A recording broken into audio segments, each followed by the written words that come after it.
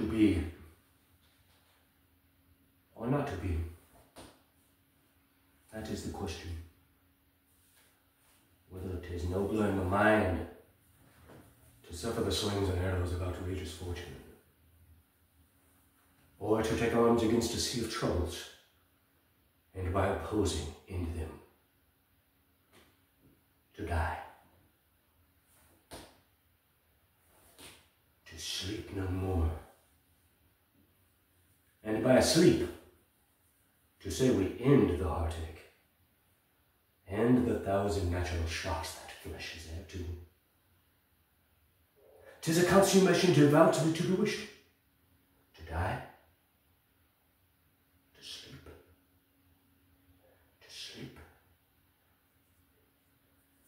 perchance to dream.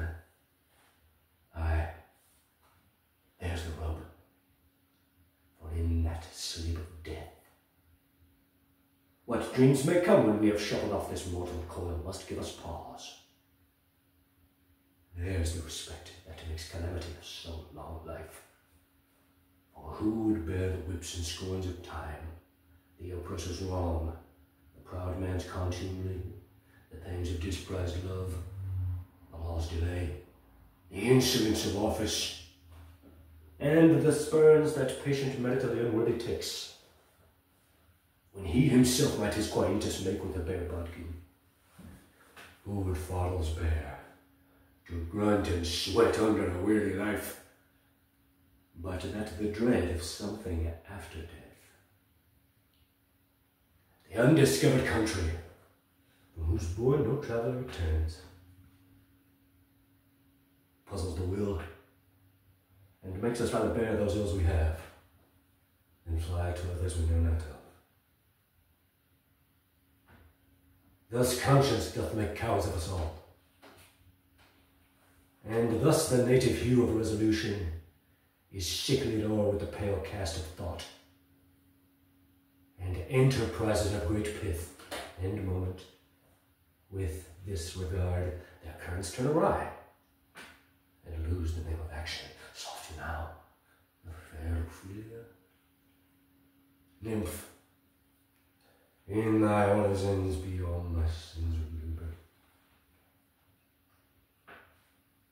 Hello everyone, welcome to the channel. Brian Jennings, the critical sorcerer. This channel exists for me to discuss my relationship with Quentin Tarantino.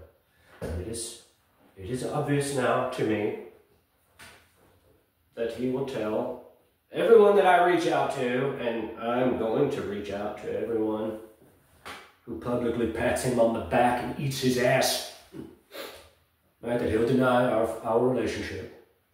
And so as a refresher for the course, for the channel, pardon me, right, I'm going to run through it all again.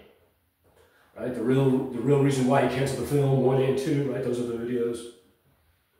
Right? I wrote Quentin's movie theater that he owns. Right? 4 letters in 2023 about playing the lead. Didn't send him another one. 6 months later, the trades published that he halted production of the movie Critic. All the letters came flooding back to me. So, right, I started writing him again and wrote him 6 more letters over like a 5-week period. It was perhaps 12 pages to 15 pages, and then it was like 40 pages or 50 pages if you include the 2 that were refused at the door.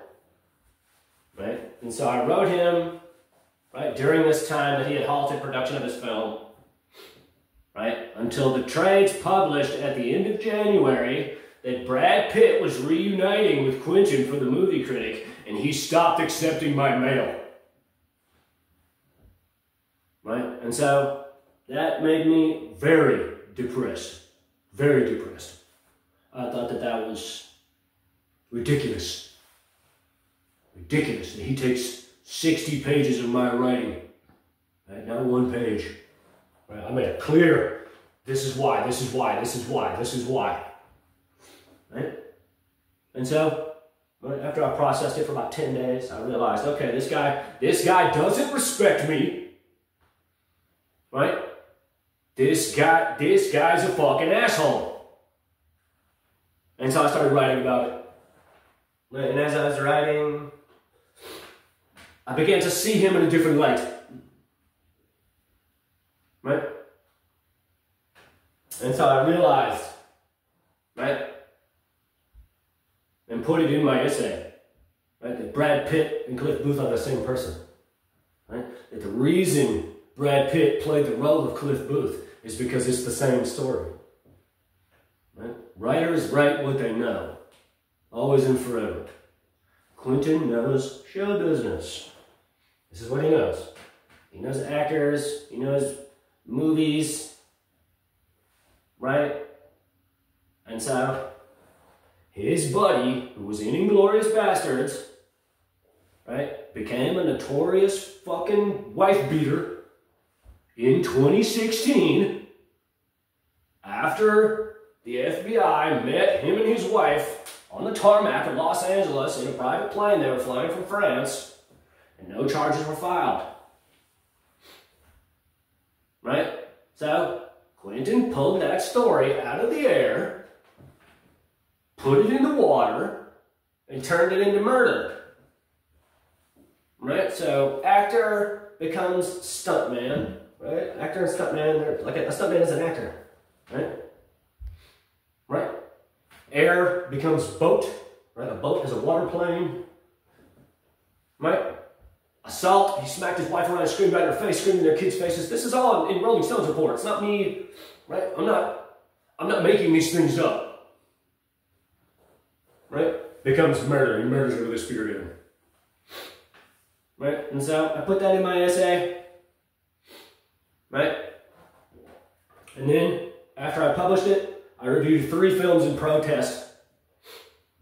The first one was An American in Paris. The second one was Mr. Skeffington. The third was Gone with the Wind. I posted that third review, Gone with the Wind, Twitter handle, which I've since taken down. Boycott the Critic. Right? Directly to his Twitter. Right? That Q Tarantino tweet. So there it is.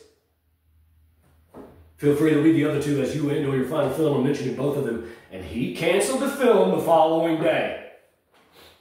Right, everyone's talking about this Church of Tarantino podcast. Right? He said, oh, you know, gosh, I didn't want to do the same thing again. Like, that's all bullshit. That's all bullshit. That he liked me, right? And so this brings me into the heart of the matter, right? This brings me into what we're actually talking about here, why the vision board is behind me, right? That Quentin is a powerful psychic clairvoyant, right? And he jumped into my mind in December of 2023 and ran amok in it, like he does with any actor, right? Because he debases everyone that's in his films, psychologically, spiritually, emotionally, right? And so when he stopped accepting my mail, right, and jumped out of my head and didn't say anything to me, right? That's when I realized about Cliff Booth, because he opened up that aperture and it made me see all of his movies in like a different light, right? And if I wanted to, right, I could go all the way back, I'm sure. It's just like South Park, right? That Trey parodies the things that are occurring in his life in South Park a lot of the time, right? And so Quentin, right, did that to Brad, right? When Brad's doing the press junkets for the film and he talks about how the second time he saw the script it was all dog-eared, that was for every other role. There was never anyone else that was playing the role of Cliff Booth.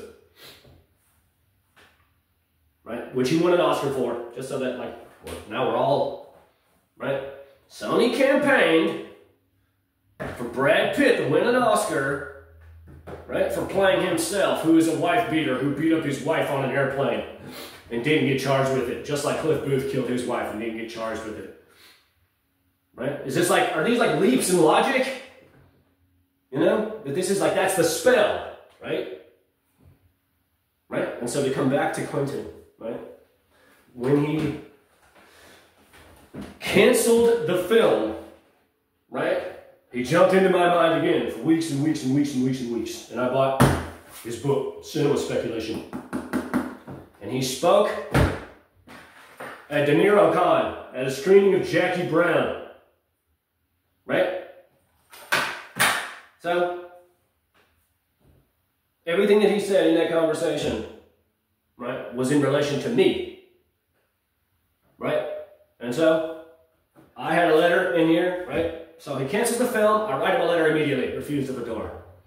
Right? A week before Tribeca, I write him another letter, refused at the door. Right? So, right? There's a letter, right there, Quentin. There's the autograph, right? He said, where should I sign? I said, wherever you want. Pushed this letter all the way up to his face, right? And so that was my magic, right? He wanted to turn it into a magic game. He could have just emailed me, right? He could have said something to me practically. And then I would have known definitively, right? But he wanted to turn it into this esoteric, occult, mentalism, sort of mind game, right? And so he stuck his nose up in my letter and turned his back on my letter. And so I did the same thing, right? And that's my right, right?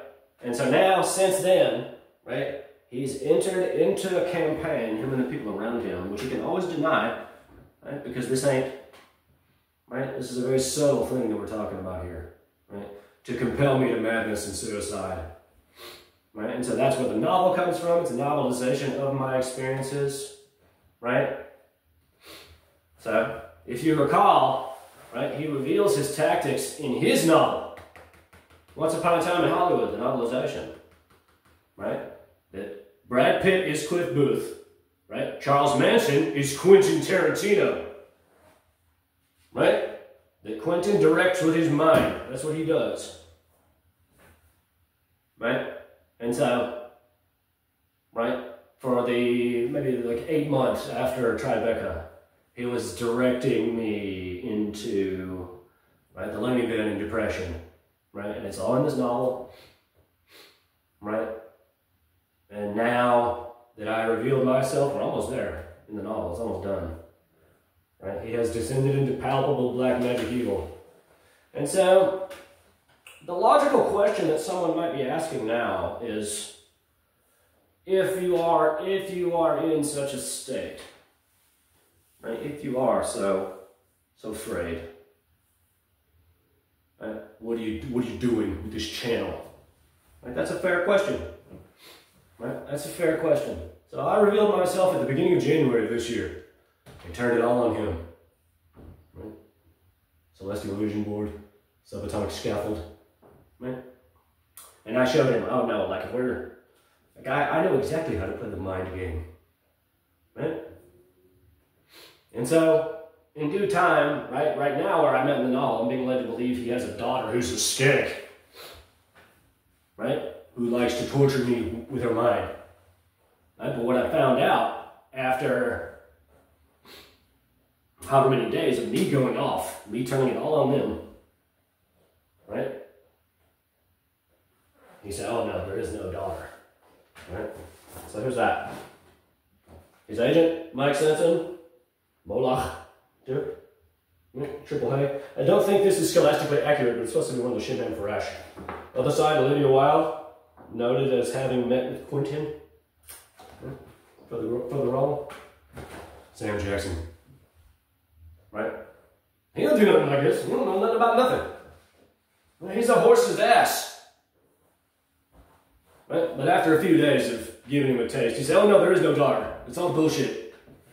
No one loves you, ha ha ha ha ha ha. And I started coming clean ever since. Then I got it. Oh, okay, I see.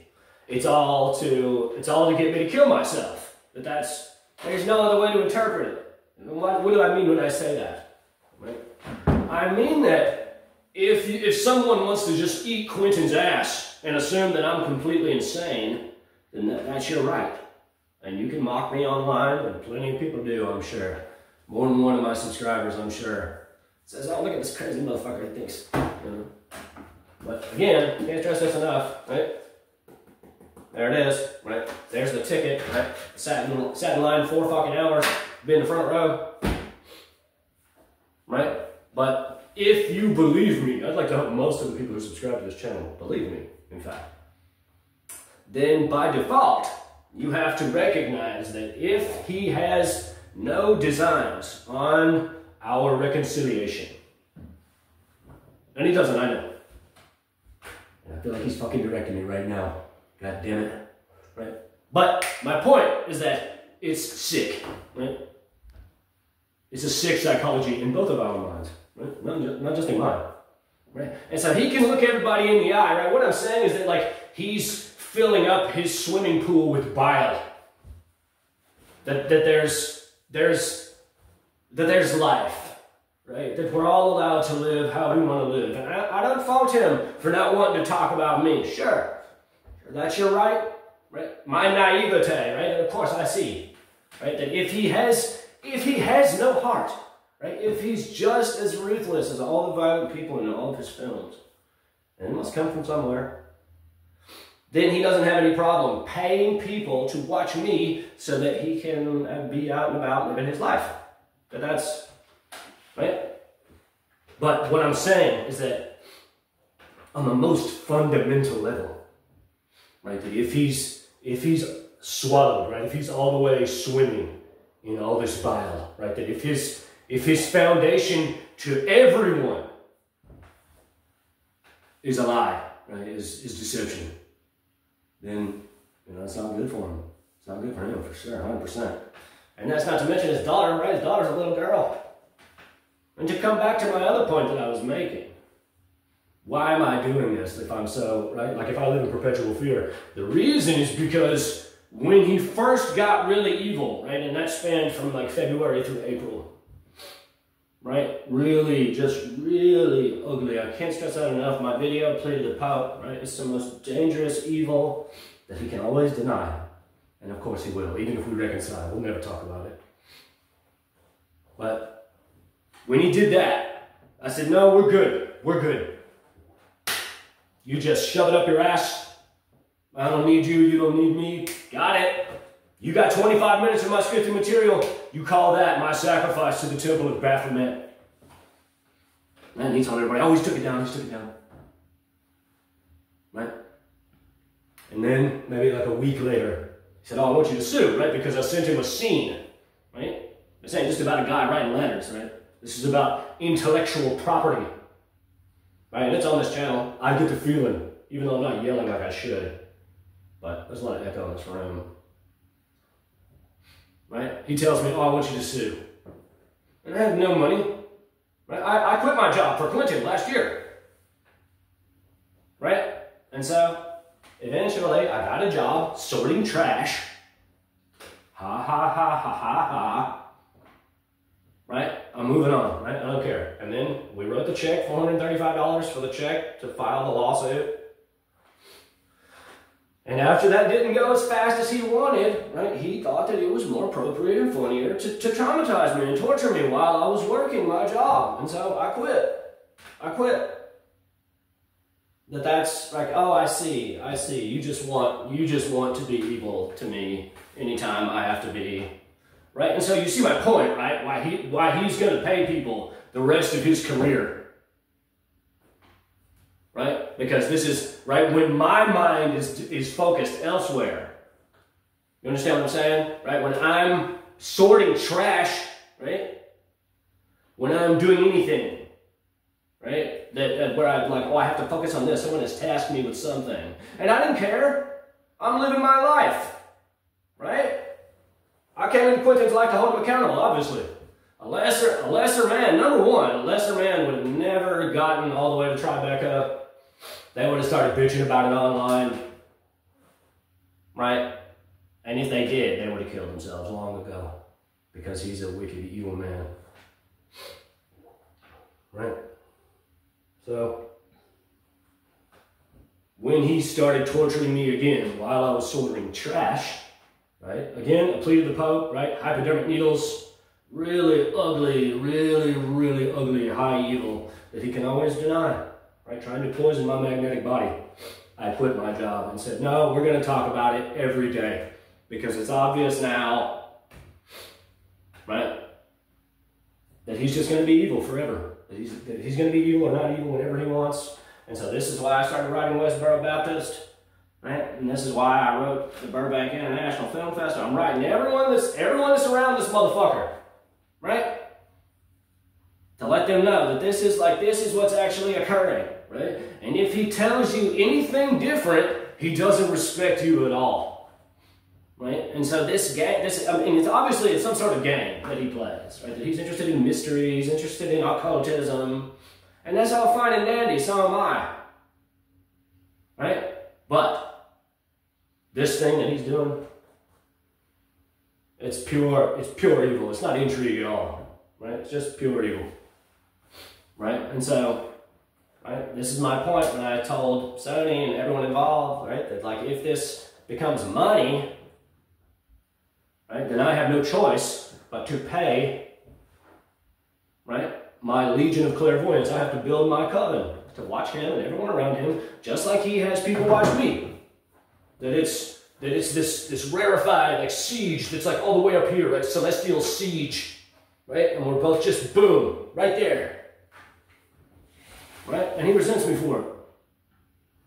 Right? He's never known how to play. He doesn't understand this game at all, right? He has a predilection, right? And so what I'll say is that on the Church of Tarantino podcast, he said, oh yeah, my wife's favorite line is that I went to what did he do at Con this year? Oh, he showed off his wife. And they all started chuckling. He said, yeah, you pay attention to me, but you watch her. You remember what I said? You remember what I said, right? What? What you got to say about Leo DiCaprio? You listen to him in your mind? While she's got her legs spread? Is that... right? Or does she just have her eyes closed the whole time? Right? And revel in the rhapsody of her spiritual communion with Quentin. Right? And so that's my point. It's a game, right? It's a game. It's just a sick game to them, right? So my point is that, and I'm about to start reading out my novel. My point is that this channel didn't have to exist, right? That if he would have just left me the fuck alone, right? We would have just both gone on with our lives, right? So everything that he tells people about the movie Critic, it's all bullshit. It's all cunning, right? He scrapped that film, right? Which is to say, he scrapped the Cliff Booth scenes because I broke the spell that he had over the world. That's what it actually is, right? That he, right, operated on a frequency regarding actors, right? That his psychic clairvoyance, right? That his remote viewing, his telepathy, right? Is so powerful as a result of his name and his success, right? That he doesn't have to say anything practical to any actor, right? And so he rode that, right? All the way through, right? All the way up to that moment, right? And I stuck my letter all the way up to his nose. So he stuck his nose up at me and turned his back on me, and I did the same thing. Spell's broken. Right? Forever. There's an actor in the world now whose power over his mind he had to steal. It wasn't given willingly. Undoubtedly, this is why he's had so much success. 100%. Though he doesn't know what he's doing. Right? That if we, right, and this is the other side of it, right, like, oh, celestial feud, like, oh, mortal enemies, like, yeah, God, fucking A, God sucks, you know, but, right, come together, and I don't care, yeah, sure, you can hang me with forever, like, yeah, I get it, it's fine, it's your movie, I get it, but, right, we wouldn't be here if they would have just talked to me like a normal person. Right? That if this isn't about the movies anymore, that's my point. right? That he talks about movies in front of the camera, right? That's what he does, right? But if this was just about a movie, if this was just about the way that he made movies, right? And he would have produced a non-disclosure agreement, paid me up to $5 million for my scene, and said, hit the fucking road, buddy. And it's his movie. It's perfectly reasonable, right? Well, if he didn't want to use the scene, just pay me $1 million. But he wants to use it, of course. It's the coolest fucking scene anyone ever seen, right? This thing that's been occurring between us now, right, is the most legendary psychic communion in the history of modern man, 100%. That me and everyone involved, perhaps it's all just him. I think it's him and 3 others. I don't know that completely. That we are so bound together now beyond space and time to the edges of eternity. And he'll always deny it. Even if we come together, we'll take everything down. And he'll say, oh, hey, I found this actor, right? Because I don't have social media. There's nothing lingering out there beyond what I've created to discuss this condition. So, the novel is called Building a Coven. Right? It's about my experiences with Quentin, right? It's approaching Thanksgiving of last year now. The novel spans from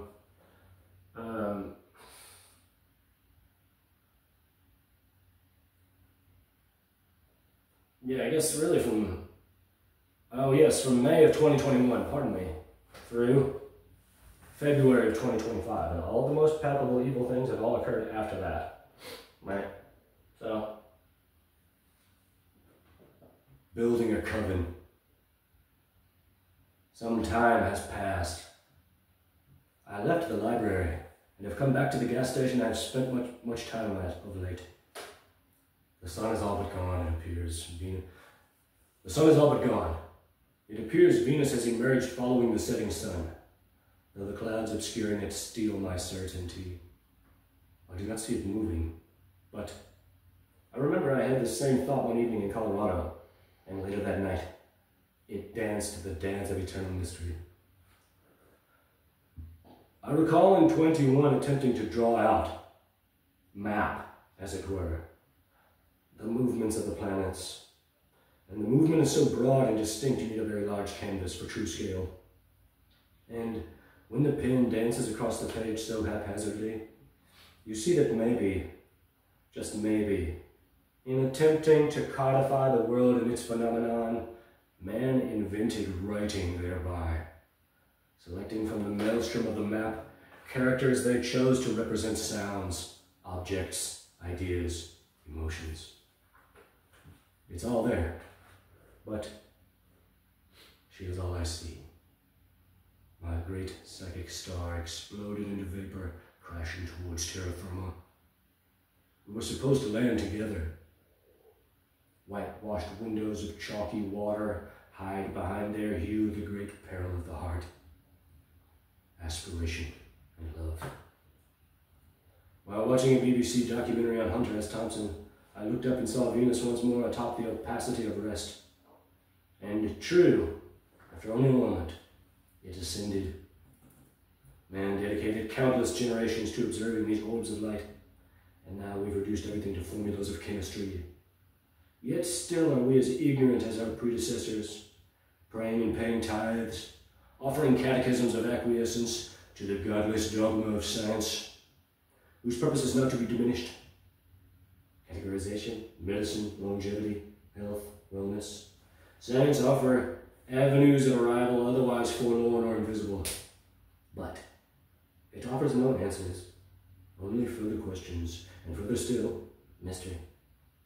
In the end, there are no true answers, only inevitable blind faith, either to the certainty of divine order or the pure accidental chaos of maelstrom. Which came first, mind or motion? Is the stillness of eternity God's omniscience, whose thought, as friction against itself, engenders materialization? Or did a breeze sway against oblivion by accident? I know. Philosophy is mental masturbation, So says an ignorant hick I once knew in Colorado. Is it true? In a sense it must be. Hedonism, sensationalism, the belief in chaos and accidental manifestation. It is as equally valid intellectually, despite most who adopt said lifestyle have little to no regard for intellectual reasons. They feel keenest soaking up sensory stimulation. In another sense, a more primary sense, it betrays the dignity of man, the legacies of Socrates and Christ, and hearkens fully to the beasts of the earth, whose spines run parallel to the earth, forcing their gaze downward to roam the endless forest. It is only half of the equation. I could say something about Willow, but half is too generous. She understands 1/7 of 1/2, with love and soul being trite concerns of plebeian commoners. I've always been gullible. I've always wanted to see the best in everyone, if at the cost of seeing nothing valuable in me, as she sees me. The night does not frighten me here, opposed to any of the major metropolises, New York, Los Angeles, where I had laid my head in paranoid pain, sleeping with one eye open on concrete. The news flashes 2 dead in knife assault in New York City. I have heard it before. And though the context might reveal gross negligence for personal safety, devoid of common sense, all life taken in violence is pure loss and therefore tragic. All life created from malevolence is equally tragic, the absurdity perhaps exceeding even. The elements, however, do have a palpable fright through indifference. A winter's bite has no concern for my compassion or my hero's journey. It blasts the atmosphere indiscriminate, and thereby I can see my demise. Willow is fuming, decrying her frustration, wondering how a man can control her so, which I suppose is what she wanted, but not this way. She says, I never knew I needed it until I fucked everything up. She says I'm not any of the hateful things she's yelled at me in rebellion to something within herself, some crepuscular granule of heart, love. I always knew that, but while my internal life seems ordered, refined even, it is true I am operating on the crudest frequency afforded man within society. When you love someone, and they insult you with ease, it hurts all the more. How easy it is for her to be cruel. The sky is veiled in a thin sheet of gray just after 7 a.m. I am sitting on a bench in front of the library, the internet garden.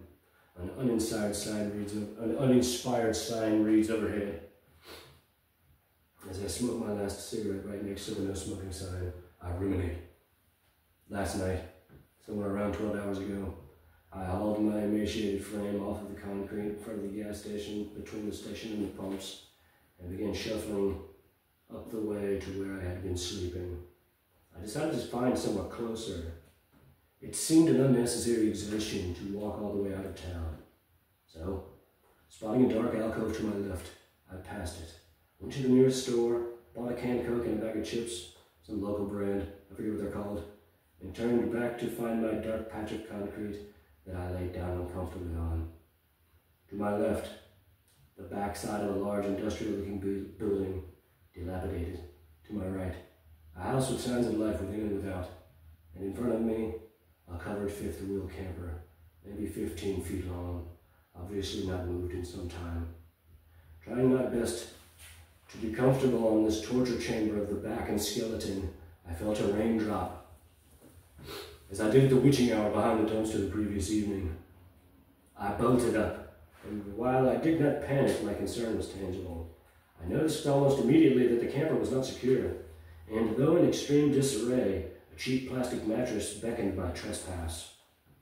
Shuffling my meager possessions, consisting of books and notebooks mostly, into the trailer, I followed thereafter as fast as my criminal enterprise allowed, and was secure, of a sort, inside, within 2 minutes. No rats, raccoons, skunks, stray dogs, cats, coyotes, bugs, etc. It is a disgusting beat-up mattress in a disgusting beat-up trailer, but blessings on his heart that gives it me. In 1 hour the rain dumped, a palpable shower, not persistent, but enough to ruin my mood the remainder of the time I'm here, having only the clothes on my back and no resources. And in those secure moments, I thanked Providence for guiding me true.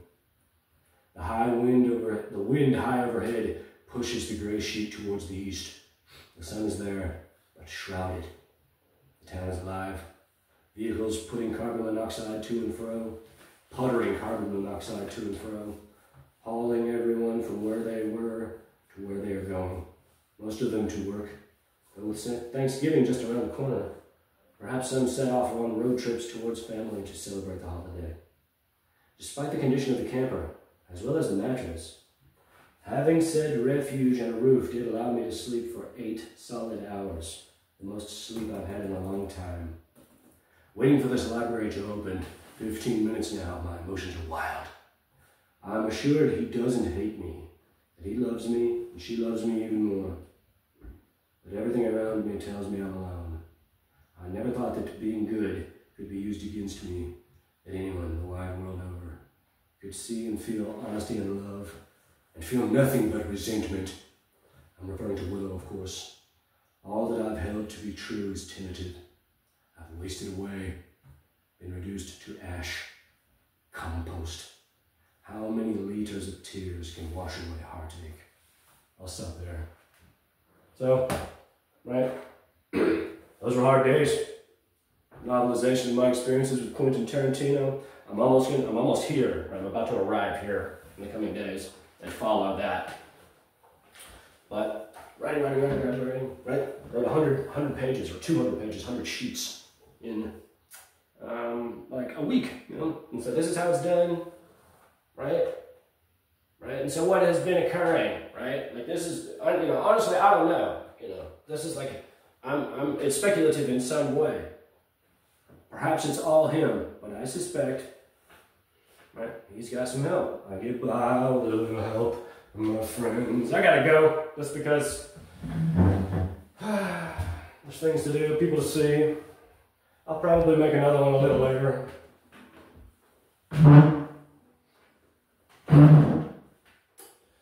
But I'll sing you a song. Life is not an accident, right? All of life emerges out of a psychic pressure exerted upon the manifold of space, right? Which has embedded within it the hologram that is suited to express and manifest everything that has been, is, or will be. All instances of clairvoyance and psychic phenomenon is the mind of the adept tapping into the non-local conscious field, which exists perpetually in a state of rest in every cubic centimeter of space. Highest levels of said expression of the adept sees the adept behaving like God. Quentin Tarantino is a powerful psychic clairvoyant who remote views people and directs with his mind, with telepathy, right? And so, right, I've been trying to come clean after I revealed myself at the first of the year, and he admitted to me he doesn't have a daughter, right? Which therefore made his entire campaign obvious that he was seeking to overwhelm my mind and compel me to suicide. There's no other way to interpret it. He didn't do all of this for the two of us to exist in this way for the last 20 years of his life, right? So, right?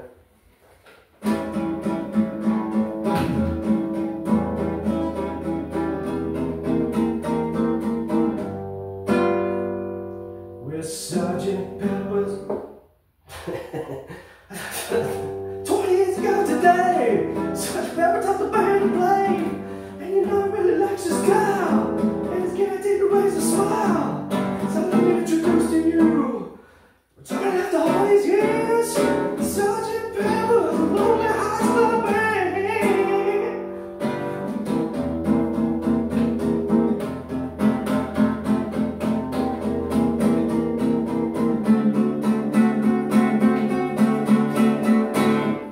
Sergeant Pepper's Lonely Hearts Club Band. We hope you will enjoy the show.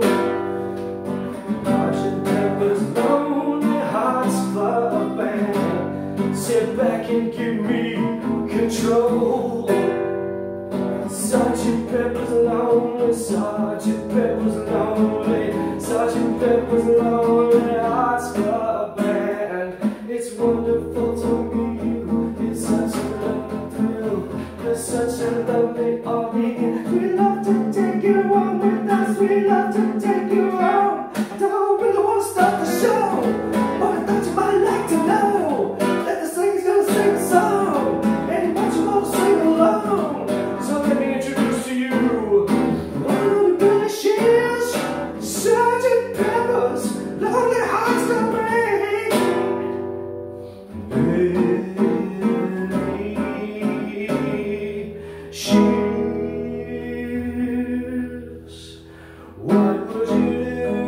I sing out of tune, would you stand up and walk out of me?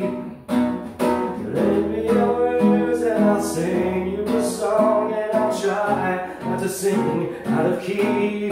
Oh, I get by with a little help from my friends. Yes, I get high with a little help from my friends. I'm gonna try with a little help from my friends.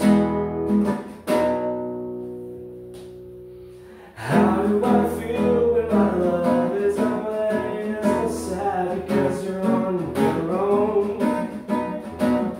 Do I feel when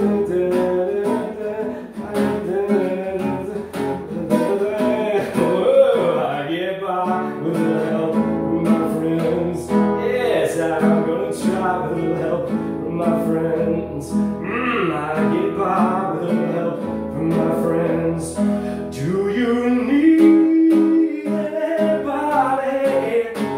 I need somebody to love. Could it be anybody? I just want someone to love. Oh, I get by with a little help from my friends. What do you do when you turn out the lights? I'm not certain, but I know that it's mine. Oh, I get by with a little help from my friends. Yes, I'm gonna try with a little help from my friends. Yes, I get by with a little help from my friends. Do you need anybody? I need somebody to love. Could it be anybody? I just want someone to love. Whoa, I get by with a little help from my friends. Yes, I'm gonna try with a little help from my friends. Yes, I get high with a little help from my friends. I get by with a little help from my friends.